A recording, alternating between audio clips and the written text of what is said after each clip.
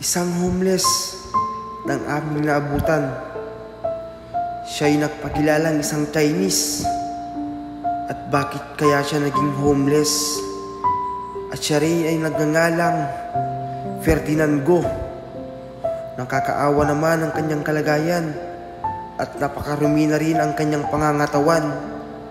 At tara po at alamin natin ang kwento ng buhay ni Tatay Ferdinand Go. Ayun mga kababayan, may isa po tayong natagpuan na isang homeless po, no? Ayan po si Tatay. Hello Tay! Taga-saan po kayo Tay? Antipolo. Antipolo po. Anong pangalan niyo Tay? Ferdinand Go. Po? Ferdinand Go? Go yung kapilin niyo Tay? Go? Chinese ka Tay? Chinese ka lang po si Tatay mga kababayan mo. Ba't tayo naging ganito ka Tay? Wala ka mga pamilya? Tay? Wala? Dami na siya ng pamilya. Grabe mga kababayan, nagkat na po ni Tatay. Isa po siyang Chinese daw po mga kababayan kasi Chinese po talaga si Tatay. Sa mukha niya parang Tatay Chinese po. At ang napinili niya po ay Ferdinand Go. Grabe, kahit po ni Tatay. Ay ba't nakakakuan? Ba't nababayaan kayo? Wala ka na bang nauuwian na bahay Tay? Wala na? Wala na. Ang ano tayong kwan mo? Buwan ako. Ang tatay mo po ay Chinese.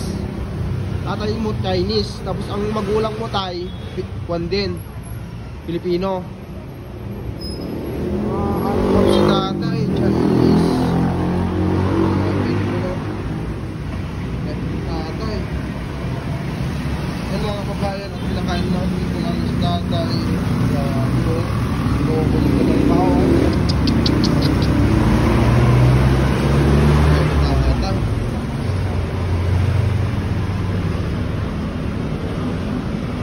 Chinese po si tatay. Ba't kayo nagkaganto si tatay mo mga kabayan? Kapatid ka tayo, wala kang kapatid? Kapatid po. Meron po. So, taga-Antipolo ka tayo. Antipolo.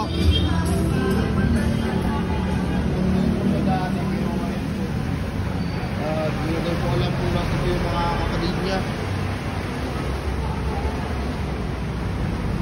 Wala po si tatay. At yun mga kababayan, pupunin po namin si tatay at mapaliguan po namin siya. Masquid po namin siya at kawawa naman po siya. Sobrang kaya ko na rin. Ganyan na lang po mga kababayan. God bless po, no? Sabihin nyo na lang po mga kababayan na makarating kami doon na malinis mo si tatay at mapaliguan, makuha namin, pangalagaan siya. Ganyan na lang. Please share po ng ating video mga kababayan para kay tatay. Ganyan na lang po mga kababayan. Bye bye po.